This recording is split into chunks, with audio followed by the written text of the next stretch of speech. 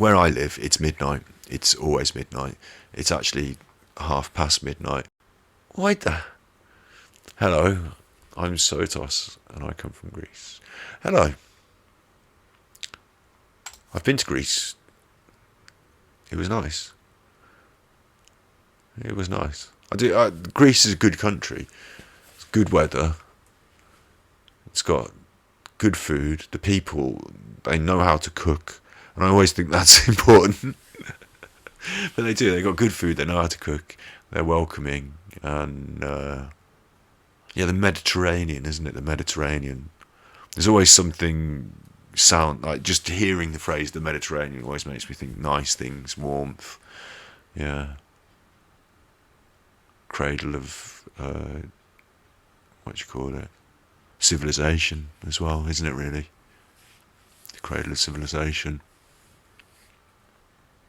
When you think back. I'm not an expert on everything that happened in history in order, but I'm pretty sure, back then, in the olden days, Greece was doing the old civilization, wasn't it? Had all the old philosophers, and they must have been some days, mustn't they? I mean, life can't have changed so differently. Do you know what? I probably did have Slovakia when I was in Greece, but I wasn't a vegan back then when I went. So if it was now, I probably wouldn't. But I think I did. And I think I found it a little bit salty. But maybe it was the particular place that I went. I tell you what, I went to a place called Georgopolis once, which was on one of the islands, maybe Crete. And we went to a little restaurant. The place was one of these holiday places where it was fairly new, and there were a couple of new restaurants and like a bit of new building going on that you could see was designed to be the new attraction. But if you just walked off a little bit, there was some more real places, more rustic and homely places. And we sat down in this restaurant that literally was like on someone's front porch, and their kitchen was the kitchen, and you went into their house and they had like 3 or 4 pots of food, like 3 or 4 different dishes, and you like put your food on yourself, just put it on your plate. I had a rabbit. I had rabbit stew. That was it, rabbit stew. And I had to try it. And back then I wasn't vegan, so what am I going to do? Beat myself up in the past? But I did anyway. And I also had spinach and some potatoes, and we just put them on our plates. And then we went out and sat on this porch, and it was really beautiful weather in this little rustic, real street. Just not the touristy bit that was brand new with the flashy lights bit, but just off and away. And it was one of the best meals I've ever had, I think. I always remember it. And the concept of somebody just running a restaurant, but without having to have like a big sign saying restaurant and like 10 tables and official kitchens, and just, here's a plate, come into our kitchen, share our food, and, please pay us at the end before you go. Yeah, I really like that. It was good. Happy memories. And I really remember being stood in the sea as well, because I used to like to go and stand in the sea at night time. In the daytime, when the beach is really busy, it's not my favourite time, but at night time when it's quiet and you're still warm from the day, but it's cool in the sea, and you can just go and stand up to your knees in it, can't you? Just let that gentle lapping of the waves just calm you before bed. Yeah, that would be perfect for me. I'd enjoy that as a form of retirement. We'll go back. We'll get these vaccines into people, and we'll improve our lives in the next few years beyond measure. That's the aim, isn't it? And then we'll go back and we'll show people. We'll meet Sotos, and we can enjoy all of the pleasures of Greece together, maybe one day. That's something we can do. Yeah. I got off track. And you know what? I didn't have a plan for today, so it's easy to get off track because there is no track. Listen to ASMR. In Twitch, Truth, come for games. Yeah. Do you know what? I see that. I watch people playing games here when I first heard about the concept, when, not, a few years ago it was, wasn't it, that Twitch started, back in the day. But I was like, no one's going to watch people playing computer games. I wouldn't. We used to have couch co-op, right? We used to have, you sit next to your friend and you play on the computer with your controller and you pass it to your friend. Is it time for the big face? Do you want to see the big face? Boom! There's my face. It's big now. Douche. That'll do for now. Yeah, that'll do. It's great to... Oh, thank you. You know, it's good to be back. Although in my life I've been here the whole time. But contributing to the ongoing cultural gumbo that is the internet. Yeah, I'm back at this. I did take a bit of a break, like I said, because of constant abuse and desire change and drive change. And that's flipped again, strangely. I feel the need to be part of this again. So yeah, it's good to be back. Thanks. People watch games. We had couch co-op. I've got to tell you about this.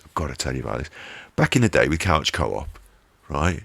You would sit next to your friend and your friend would play the game. It was their game. You were at their house. Yeah, who would have thunk it? You'd go and see your mates. You were a kid. Your parents would take you to see your mates and leave you there so they could go and drink. Uninterrupted and undisturbed. Look, anyway, you'd see your mates, you'd see their games. Like, my friend Jonathan had a Mega Drive, I had a NES. Yeah, so when Jonathan came to my house, we'd play on the NES, and if he brought his brother Michael, then we had problems because we only had 2 controllers and 2. So we got a 4-player adapter in the end, and we had a 4-player. That's a different story. On the old Mega Drive, there was 2. Go to Jonathan's house, his brother Michael. There's 3 of us. Again, what's going? We've got 3 people, 2 controllers, 1 Mega Drive. That was it. Yeah. Me, where am I from? I'm from the UK, Britain. I'm from the West Midlands. So what used to happen with couch co-op was you'd sit with your friends and you'd play the game, and you'd have to take it in turns to play the game. Right? You wouldn't always be on that controller. You'd have to pass it round. There'd be a system. Winner stays on, or take it in turns, or because it's not your game, because it's, Jonathan can play his game every day of the week, so when I'm there, maybe they let me play a bit more. That was really, gracious of them, because once I'm gone, they can play, same vice versa. If someone comes to my house, maybe they get to be player 1 more often because I get to be player 1 when they've gone. So yeah, we have these systems. We had these systems. But when it wasn't your turn, you weren't sitting there just enjoying yourself in the same way as you were when you were playing. You were a bit fed up. You wanted it to be your turn. You wanted your go on the press this, do that, you'd say, or things of that nature. I remember feeling, I wish it was my turn about gameplay, watching other people play. I remember walking past Dixon's, the TV store. So we don't have stores in England, we have shops. Walking past the shop and seeing games on display being, the demos run, and feeling like, oh, I wish I could play that. I don't want to just watch the demo, I want to play it. I used to feel like that. And then as I got older, you have to be careful about what you say on Twitch, but we had reason to be sitting in the garage rather than the main house. And there was about 6 of us lads, usually, friends, about the age of 15. And we'd sit in a friend's garage, or, my garage, or someone's garage. We'd sit in a relatively outdoor area where sometimes we could smoke. But we weren't really allowed, we were being a bit naughty. And we'd play Tony Hawk and things like that, GoldenEye on the N64. And we had a sofa and a television and a limited number of controllers.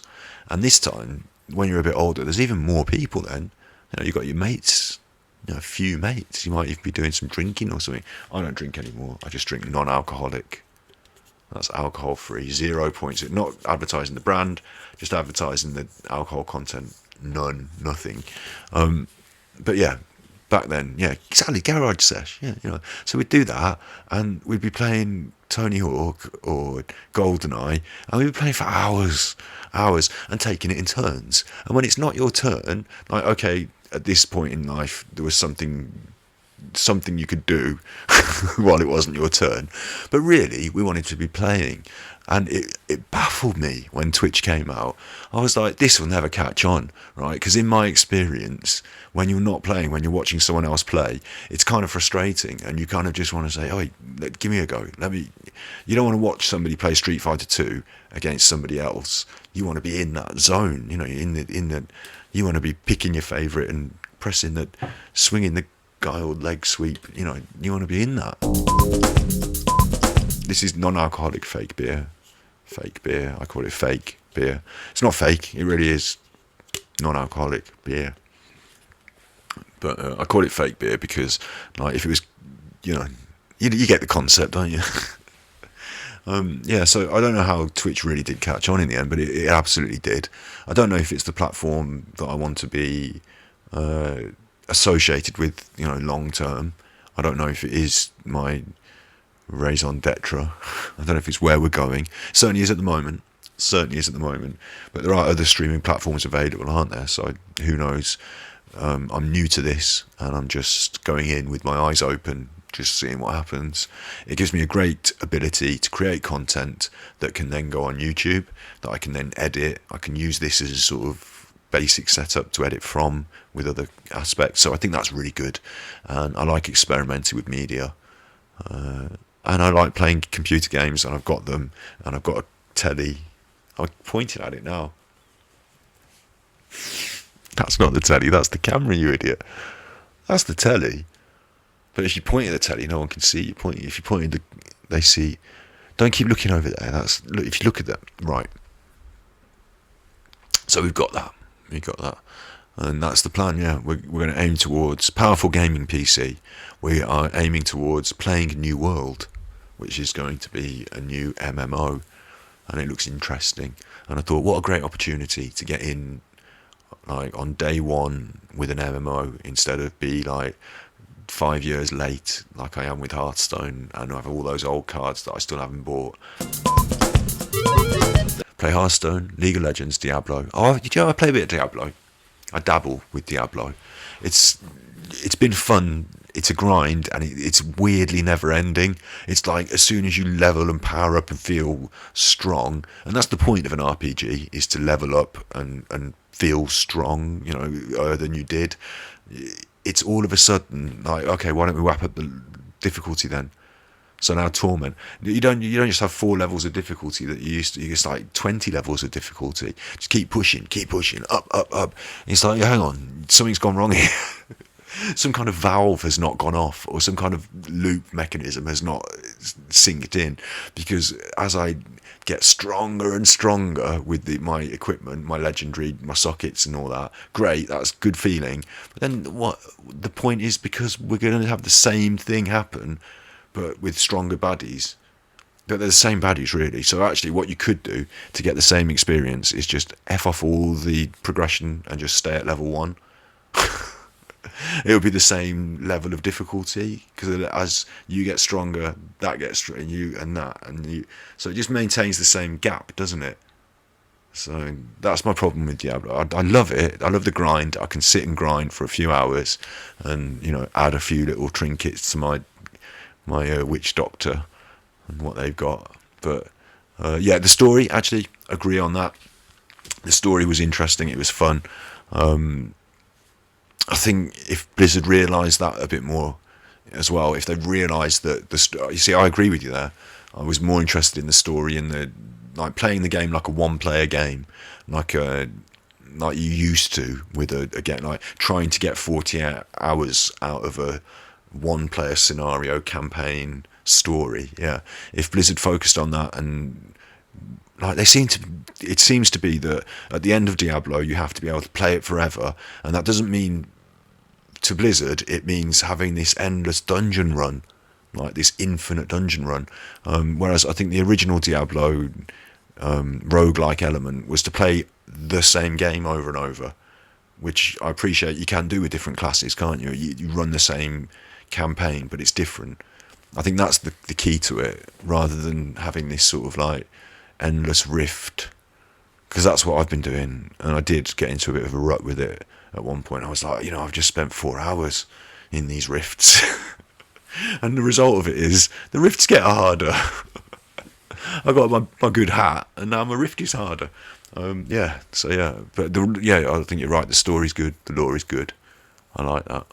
Yeah. And I don't know Smite. I'm not aware of their work. League of Legends, I haven't. Again, I'm aware of that. I see it going on, but I haven't got into it yet. But yeah, there's a load of games, and I'm going to play some of them. But I'm looking maybe at New World, because there will be no competitive advantage on day one. Really, we'll all be in it together. There's that. If I try and get into Warcraft now, it's just like, everyone's got all this amazing gear and done all this grind, and all this lore and all this time has passed, and it feels like the wrong time to get in. And the way I see Blizzard working these things, I know Amazon are producing New World as well, so that's a question mark. I mean, will Amazon one day be doing everything for me? Will they be delivering my milk? And I don't drink milk, I'm vegan. Will they be delivering my soya milk? Will they be producing my tea and selling it to me on the internet that they provide? And will I be watching their programs on my Amazon device, or will it be beamed directly into my brain through my Amazon neural net? But yeah, in the UK it's 0049. The time sponsored by Accurist is 12:50, midnight 50, 3 in the morning. You need to get some sleep. I mean, we all need sleep. It's natural, isn't it? It's a normal thing to need sleep, to feel sleepy. And I didn't mean it like, you need to get your sleep. But we all do need a bit of sleep sometimes, don't we? I should be encouraging you to stay here and listen to me ramble. Subscribe to something. Go and subscribe to something. Do you have any favourite books? You said law books. Do you have any other favourite books? It's a shame there's not like a Twitch for reading, isn't it? Harry Potter books. Yeah, I think one of the things I used to read Terry Pratchett, which is a fantasy genre, and when you read fantasy, it's really good bedtime reading, because it gives you these. I believe this. I'm just making it up, but I believe this. It activates like parts of your brain in your imagination, and I think I might be wrong. I'm just making this up. But I'm not a scientist, but I think when you're trying to get to sleep and dreamy states and dreaming, the fact that the fantasy books exist in this dreamy place, that you have to use your imagination to conjure, because they're not like, hard real life things, that you start playing in your imagination, and then it's easy to put the book down and just drift away into thoughts. What if the world was a bit more magic? Just little things, little ideas. I'll tell you what I do love. I love an atlas. It's completely different to any other form of book. When I was a kid, I was amazed by this. We've got one book out of all the books are words. They're just like stories and words. But then we've got this one book, which is the world, pictures of, like the maps, like the world. I was like, what? We don't have that for other things. So we don't have the cars, like all pictured in books. When you're a kid, you've got picture books, but when you grow up, they're all wordy, all wordy books, except the Atlas. That's a grown-up book that's just the pictures. Good night, all. Thank you very much for being here. I appreciate it. I'll see you in the next stream. We've got lots of stuff coming up in stream. We've got games, obviously. That's the main thing that people do on Twitch. But we're going to be looking at art history. We're going to be talking mental health every Monday. Mental Health Mondays. We're going to be looking at the history of art in Learning Zone together, and we're also going to be looking at modern, or I should say current artists, like living artists and their work, and I'm sure the content will evolve as you become involved. Thanks very much. Be good. And I've got to work out how to turn this off. Likes this music. Yes, it's his favorite.